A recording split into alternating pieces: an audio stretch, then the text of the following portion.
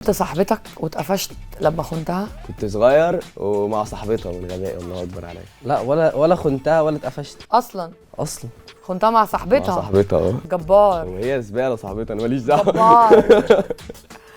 كانت جامده. اعمل ايه طيب؟ ما عدتش عليك الخيانه؟ لا هتعدي ما تقلقش، يمكن انت اللي تخون.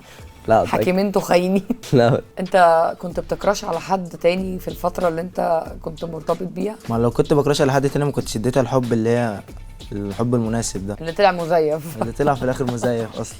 اغلى هديه جبتها كانت بكام وكانت ايه؟ كانت ايربودز تقريبا عامله 850. كانت سلسله كانت ب 500 جنيه حلو ده، فضه طبعا. يعني بكره تجيب ذهب ما تستعجلش. ان شاء الله.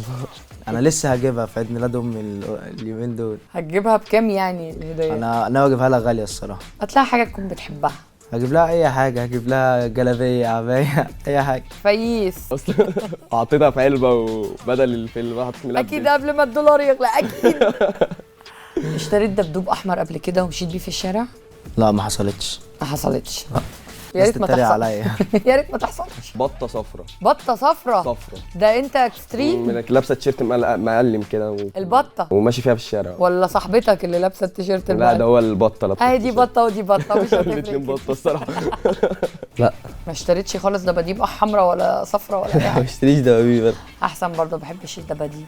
انت شايف ايه الاصعب بالنسبه لك، انك تحب حد كنت انت اوريدي بتكرهه ولا انك تكره حد كنت بتحبه؟ الاصعب ان انا اكره حد كنت بحبه. يعني اكره حد بحبه. ان انا احب حد واكون بكرهه، أوه. حبيته ازاي اصلا؟ ممكن بقى حد احبه واعمل معاه لقطه وحشه فسهل ان انا اكرهه يعني عموما. في الاخر هما هيبقوا بعض. كلهم يتكرهوا.